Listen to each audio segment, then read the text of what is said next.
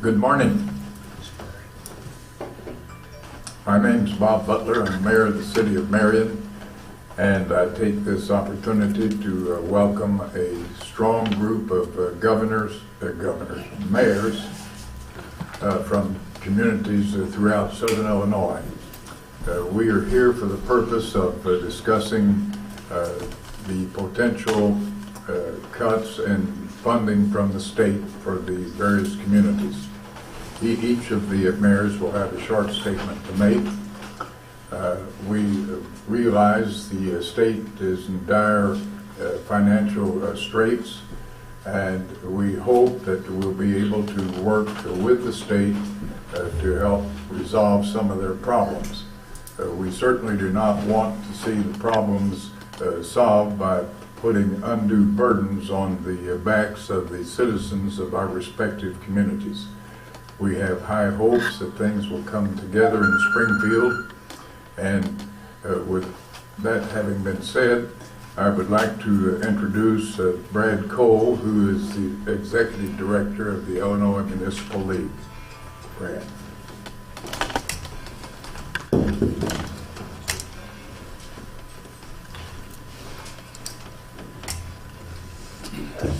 Thank you, Mayor Butler. And as the Mayor indicated, I'm with the Illinois Municipal League, representing more than 1,200 communities around the state of Illinois that are addressing the issues that have been laid out in the governor's proposed budget for the upcoming state fiscal year 2016. In particular, the proposed 50% reduction in local government distributive fund, which is the local share of state income tax. And for the last 4 decades, local residents, citizens of communities represented here and all around the state, have paid state income taxes with the understanding that a percentage is returned to communities to pay for the basic services to provide for the health, safety, and welfare of those residents in their communities. The proposed cuts would be significant, they're drastic, and they would have a measurable impact on the communities, particularly here in southern Illinois. And so we're pleased that we have representatives of the various communities in the region. You'll hear from each one of them, and we'll just start on my far left with Mayor Tom Jordan of West Frankfort, who can talk about his community. We'll go through each community all the way through the area that's represented here today. And I think it's important to note that we have newly elected mayors, re-elected mayors, and very long-term, long-serving mayors here that understand the impact that these cuts will have on their communities. So at the end of everyone's statements, we'll have an opportunity for some questions for the group, and then we'll break up with some individual questions. Mayor Jordan.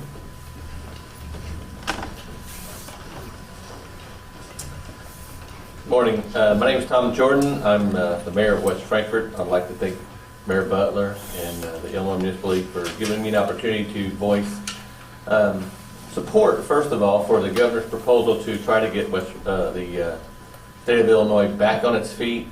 But I just would like to convey what it's going to do to the city of West Frankfort. West Frankfort has an annual budget of about $4.2 million in our general fund budget. The reduction that we will receive if the cuts go through will be approximately $405,000. This represents slightly less than 10% of the total budget of West Frankfort. We've had numerous meetings with our supervisors, all of our department heads, to try to talk about reducing them. We've met with the unions, and we've tried to lay out a plan that will allow us to keep employees. That's a primary thing, to try to keep services the way that they should be. But what's going to happen is, if we have a gentleman that's retiring, we're probably not going to be able to replace him. We have a police officer who's thinking about relocating. That position will be open. We'll have to consider if we can replace that. We've had to talk about reducing overtime. We've had to talk about putting off buying squad cars, trying to just cut things back and try to hopefully continue to provide the quality service that the citizens expect, but absorb this $400,000 loss. The problem too is this is not going to be a one-time expense. This is $400,000 this year, $400,000 next year. You know, if it was a one-time charge, the city could probably absorb it, but if it's not, it's going to continue. But I think as other mayors are going to share, each community is a little bit different. We are fortunate to have home rule. Home rule may be the savior of our community if this cut goes through, and we may have to discuss using some of that money to meet expenses. And again, I want to thank you for the opportunity to share this, and I thank Mayor Butler for inviting us here to give us a voice. Thank you. Hi, my name is Tom Ashby. I'm the mayor of Centralia, Illinois. And I want to again thank Mayor Butler for allowing us to have the opportunity to come and speak on behalf of our communities. First and foremost, I represent Centralia, which has the notoriety of being in the top 10 in unemployment for the state of Illinois. And with those things come many problems. Crime is one. Crime is always a problem that we have. We also have the loss of property values and taxes, so those are all directly related to municipalities being successful. Unfortunately, with this type of tax reduction we have, with the income tax coming back, we're going to have to reduce the most two important processes that we have. One is our police department, because we won't be able to do it because they're come out of the general fund.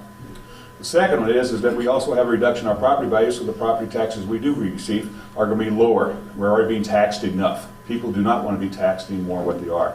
So we have an overall effect that does affect us every day. So I think we're going to have a less police department. We're also going to have less people working on our streets to improve our infrastructure, because this is the only place they can come out. We don't have dedicated funds of water and sewer as we do in other municipalities and stuff. So I think it's important to note this is going to be devastating to us. Centralia will lose over $650,000 per year, and it will result in reduction of police and manpower our infrastructure in Centralia. Thank you.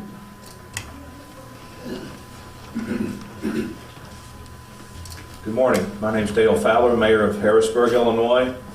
The impact that the cuts would have to the city of Harrisburg would be approximately $460,000.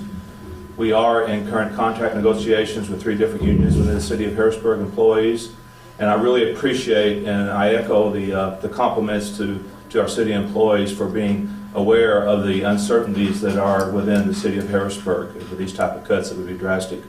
And echo the other 2 mayors, we do have some employees that are going to be retiring in 2015. I know of at least 4, and we're going to be fortunate if we are only able to replace one of those current positions. We do have a reduced staff in our fire department. It's a severe concern of ours for sure. We will not be able to hire any additional police force. It looks as though at this time within 2015 because of the uncertainties. We are maintaining a balanced budget in the city of Harrisburg, and we intend to continue to do so.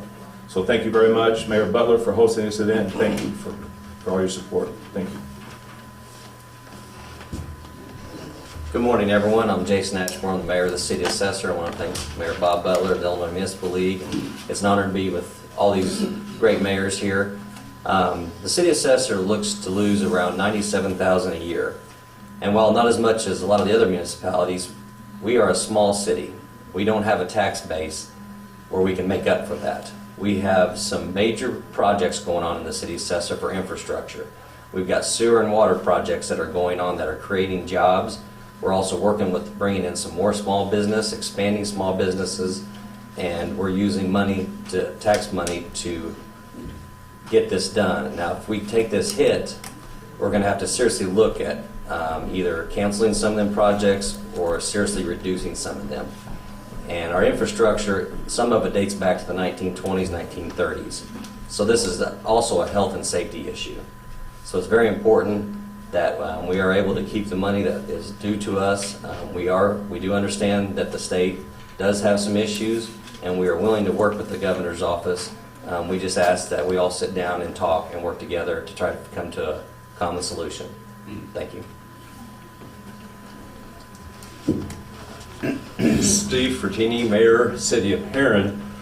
Thank you for having us and y'all for being here.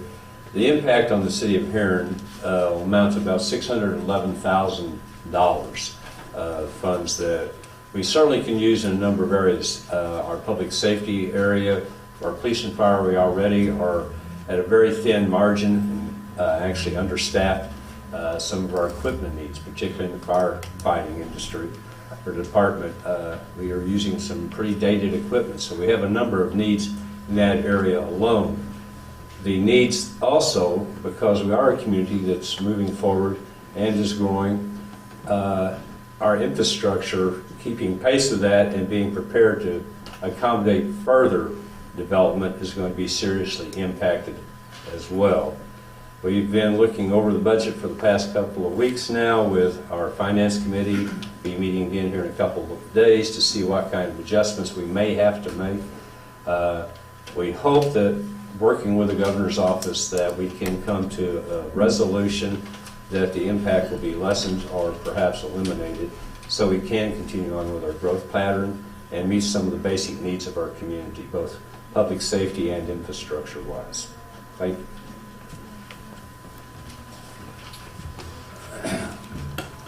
My name is Dick Dietz. I'm the mayor of the city of McLeansboro. I want to thank Mayor Butler, the city of Marion, and all my colleagues that have gathered today to express our concern. Most recently in my community, we have had to replace our power plant, transformers and everything, because that's the lifeblood of our city. We operate on a budget of about $9 million a year. We're going through that present stage right now with negotiations. We're going through that stage right now with having to replace employees, which we've opted out one already, so we've cut our services, so to speak, and that's what we're faced with as we go about. The other thing that I want to make sure that we bring to our attention is in order to replace the funds of our power plant and our infrastructure, the city of McLeansboro is going to lose about $143,000 out of that budget.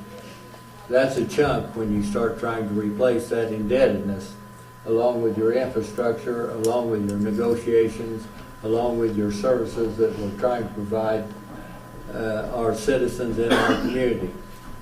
As I said, we're a community of about 3,000 people, and we just can't afford to keep piling on taxes upon taxes to ask our citizens to replace that year after year.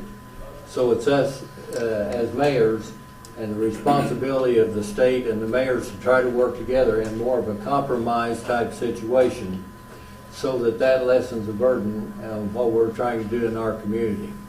We're the grassroots, so to speak, with the people. We have to face the people at every council meeting, and we should. That's our responsibility as elected officers to do that.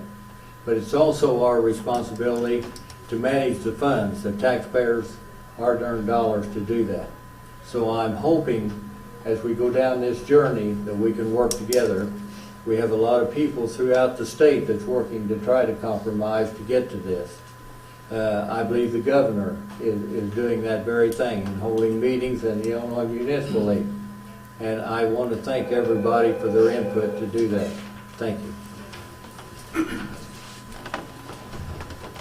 Okay, my name is Jim Mitchell. I'm the mayor of Johnston City. And if anybody understands what the governor's trying to do, we do.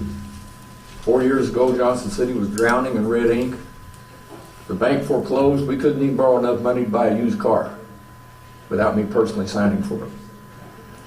Governor, we understand. We all understand. And we are here to work with you to get Illinois back on its feet. It's so important. It's vitally important. But we all have to work together.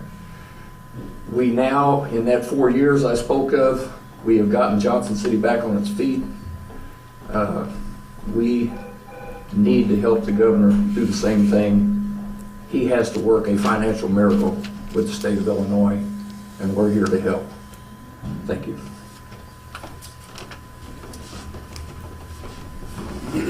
Hello, I'm Brad Robinson. I'm the mayor of the city of Carterville. And again, passing along my thanks to Mayor Butler and Mr. Cole with the Illinois Municipal League. And my story is the same as every mayor that has spoken before me. How it will directly impact Carterville is about $260,000 a year. And the way that we will have to deal with that will be very similar to the others. It will be through attrition and it will be through cuts. And we hope that those cuts don't involve labor, but what those cuts will probably involve is infrastructure improvements. Carterville's been fortunate enough to have a big problem that not every town has, and that is our residential growth is outgrowing our city's infrastructure at a fast pace. The Census Bureau in 2010 said that we were 5,416 in population, and ever since 2010, our school district numbers have increased by double digits. So we're growing at a phenomenal rate, and we're trying to serve them with infrastructure that was built 50 years ago or more. And we have projects that are slated to begin that require large investment from the city to match large investments from the federal government. And those commitments have to be made in the next couple of months, and these are very tough decisions for us to make, and we may have to turn away from $1 million in order to keep from laying off people and stopping essential services from occurring. So with that being said, we are hopeful that we can work with the governor's office and right the ship of the state of Illinois, but not tip over our own ship here at home. So thank you.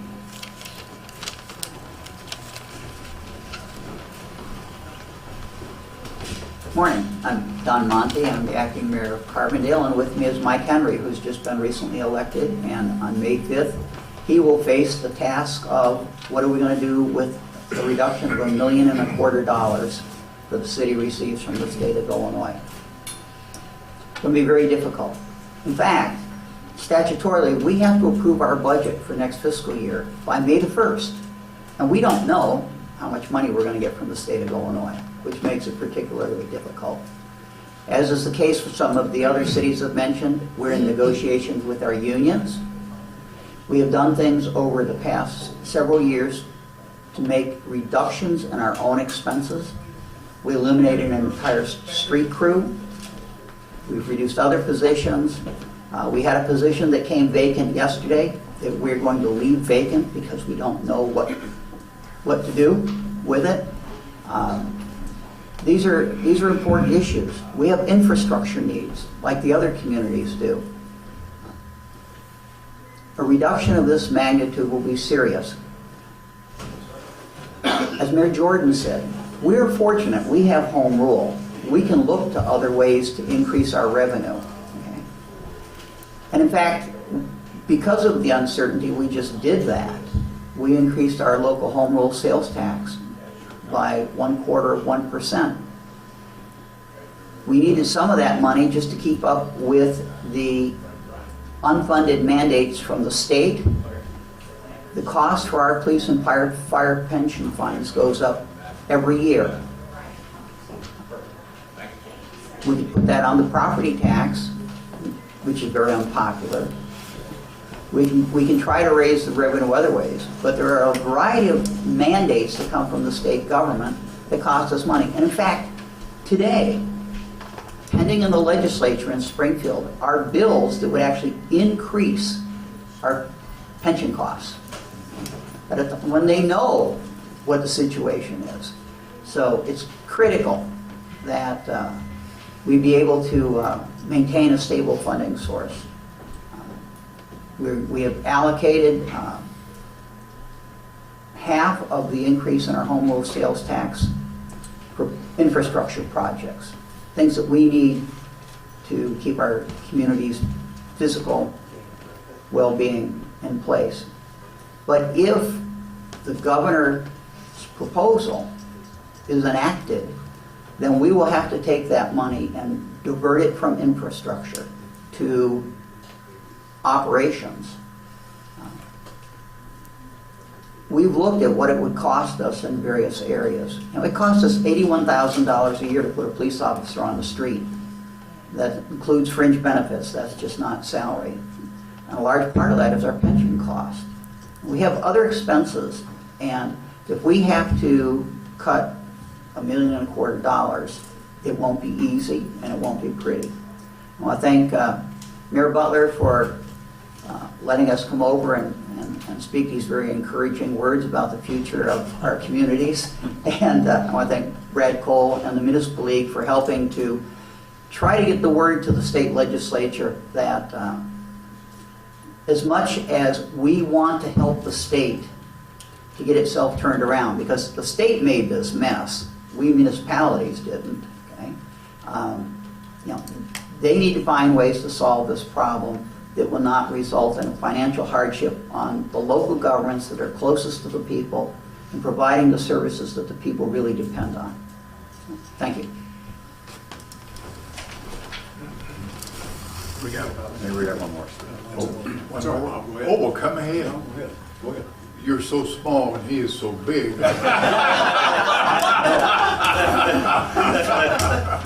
Good morning, my name is Ron Mitchell, I'm mayor of Craneville. Craneville has been around since 1881, and so has most of our infrastructure.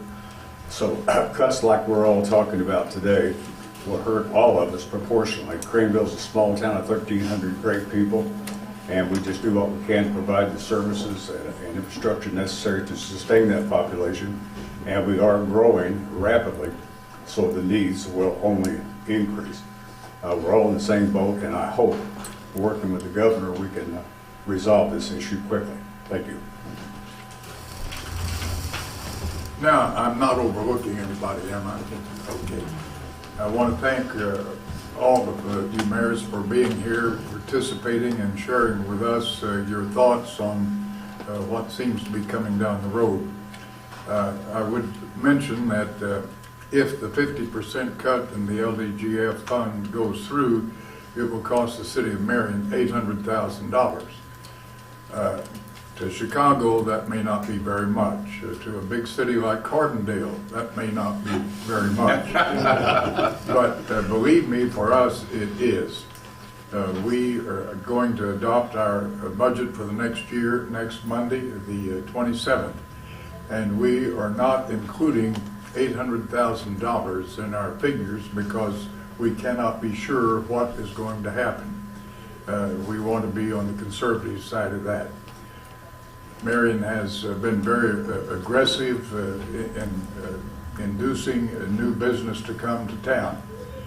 Part of the money that it takes to do that will be short-circuited if indeed the $800,000 cut goes through. And that is just the beginning. Various mayors have indicated what is going to happen in their cities if the cuts go through, and Marion is going to experience the same thing. I hope and I really fervently desire that reason will prevail in Springfield and that the problems that are existing can be reasonably resolved. I think everybody here, every mayor here, is willing to step up and do what needs to be done from our perspective to make it work. Having said that, I'll invite Brad to come back to the mic.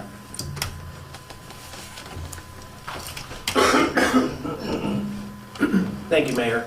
And as we've heard today, the impact of the proposed cuts will directly face the residents of the cities throughout Southern Illinois. The gentlemen here represent the hardworking men and women who provide for the health, safety, and welfare of their residents.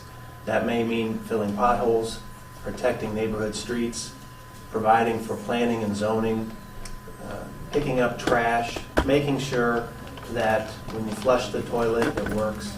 These are everyday services that people rely on, and these are programs that are funded through dedicated funds and through the revenue sharing that is provided by the local government distributed fund. The residents of these communities pay income taxes to the state, expecting that some portion of that will be returned to help run their cities. You've heard today what the impact will be. Be glad to take some questions and designate some the group, anybody from the group or collectively to answer. And then, like I said, we'll split up when we're done so you can ask individual questions of particular communities. Anybody have anything? And I open this up to the floor, but I guess I'm a little bit confused because we heard over and over again wanting to work with the governor to resolve this issue, and yet here we are today talking about it at a press conference and heard from numerous mayors about the impact this would have. Where's the line in the sand, I guess, from working with the governor to whatever might be next? How are you working with the governor in terms of coming to some resolution? Throwing on top of that the proposed budget cuts of $26 million on other social services and so forth. How does working together actually look? Well, the governor's proposed budget cuts with regard to the local share of income taxes affect the services we've talked about. That's a direct reduction in funds that are coming back to communities.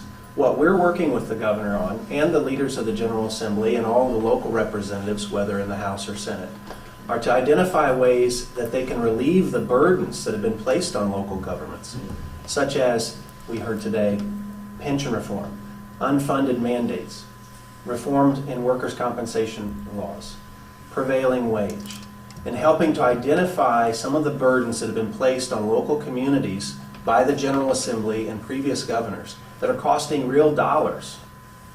So while the cut in LGDF is an immediate impact, tomorrow we would lose that money, it would have the resulting impacts that we heard today.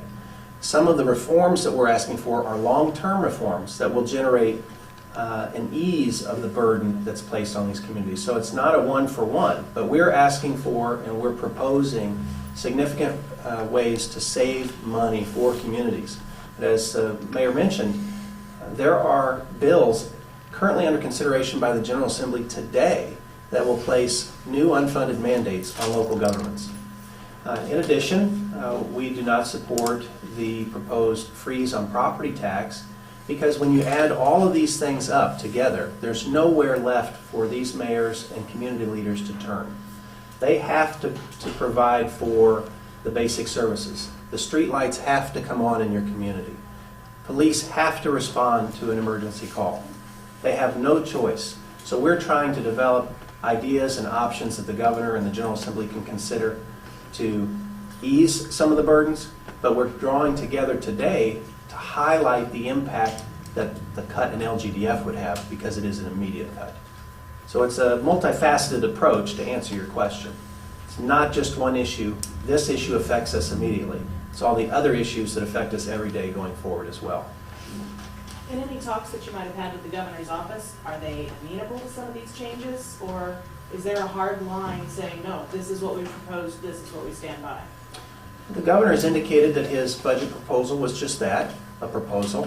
It did not include any revenue, and the governor is required to present a budget that is based on existing revenues. So he cannot propose a budget that includes increased taxes. And what he did was try to address the situation as he saw it on February 18th. We are in discussions with the governor's office every day. We're making proposals, we're giving suggestions, and the governor is going around meeting with mayors from throughout the state. I think as a CEO of the state of Illinois, he understands that these CEOs understand themselves directly how to run a government, how to balance the budget every year, how to provide for programs and services. And so he's seeking our input. He's talking with these gentlemen and the men and women that are running city halls all around the state.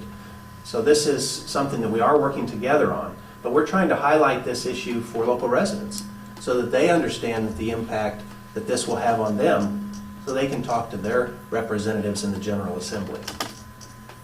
When the state comptroller was here, I'd say it was a couple of weeks ago, she mentioned she had a similar meeting with a lot of mayors and mentioned that, well, these initial cuts aren't going to be this bad in the end. She mentioned that in the meeting, saying we're trying to work with local governments, see, what they ultimately can and can't do. But she did say also, I don't think they're going to be as bad as we put out now. Has that factored into any decisions? Does that play into the end game for a lot of mayors in our region? Well, as Mayor Butler indicated, municipalities have to adopt a budget. Most municipalities on the municipal fiscal year, which begins May 1st. Some are on a calendar fiscal year, but not very many. So these cities, towns, and villages have to pass a budget to be in place by May 1. They don't have the opportunity to pass a continuing resolution like the federal government, or to pass an unbalanced budget like the state has often done using numbers from whatever source. So while we hear the comptroller and others indicate that it won't be as bad as the proposal, we don't have anything to go on other than what the governor has put forth. And these gentlemen and their colleagues around the state would be doing a disservice to their residents if they didn't plan accordingly. So the cuts have to be implemented now as the budget process is imminent. If I could try and summarize the message here today with you guys standing together, is it oversimplifying it to say, help me, help you? I think that's a fair representation. The mayors, elected members of city councils, county boards, townships, any number of local governments are in the same boat. We want to be supportive of the state. The rising tide lifts all ships. However, municipalities have been doing the business of the people properly over the years. They have a balanced budget, they provide the services, they keep their taxes low, they build their economy, they hire local employees, they spend their money at neighborhood stores, and municipalities are doing exactly what the governor wants the state to do. So we're saying, take a page from our playbook, see how we operate and how we do it properly, and we'll work with you to try to find ways to solve the problem at the state level. But realize that the cuts and the impact that the state is proposing have an impact only on one person, the taxpayer, and that's who we represent most directly. As far as the cities helping the state, what are some examples of how that can be accomplished? Well, I'd like to talk about that. Mayor Ashby from Central, and as we heard, we have infrastructure projects. We're putting people to work. We're building the basis for a growing economy to bring businesses and hire people. That's the job that these mayors do. And I'd be glad to step out of this and let Mayor Ashby and others. I just want to address, I think I could speak collectively, not for you, Mayor Butler. But anyway, I can speak for everyone else and stuff. We do have a message. This too is to the governor, but it's also to our legislators. Because we are faced with unfunded mandates continually. When you take my pensions that I have to do, it takes every penny of my property tax just to pay the fire pension we have. And we continue to get all new legislation of increasing the mandates to us, which we cannot afford. So this is a message not only for the governor that we're trying to work with, but we also want our legislators to know that we are trying to represent the taxpayer in their own communities. And we are trying to do the best we can. But we can't be taken and tax the individuals anymore. The bottom line is we can't tax them. And I think that's the position of the governor we collaborate with. We cannot tax them. So I think it's important to note that we are faced with situations that we cannot continue to have unfunded mandates that we can address, because we continually have those type of situations faced to our communities, and unfortunately, it replies and the result is when they say that you have to have so many firemen, but I have to reduce police, or I have to reduce infrastructure. That is a problem to everyone in that community. And I think that's what we're trying to do. So I think, from my perspective, it's a two-pronged effect that we are trying to make sure we address an educational process to everyone. If I might, please. One of the things that's very important in my community is being prepared for a disaster, say a tornado. And we have to use taxpayers' money to always be prepared to handle situations like that might wipe out a big portion like Harrisburg was, and to address that situation immediately. You can't wait to pass a budget to do this, to do that and all. You have to have some sort of reserve left over. No matter what you try to do, you have to protect those people and be responsible, because they expect that light to come on. They expect ambulance service. They expect everything that we're trying to provide for them with services. So the emergency situation, I think, looms very big in Southern Illinois with some of the disasters we've had. And not only that, but how we help the other communities. If someone calls, if I have a tornado in my community, I know that I can depend on these gentlemen to help me survive through that, how difficult it might be. We've witnessed that over and over in Southern Illinois. So I think we are trying to come together as a community to address this situation. All right, thank you for coming, and the mayors will be available to speak with anybody individually. Thank you. Thank you all, mayors.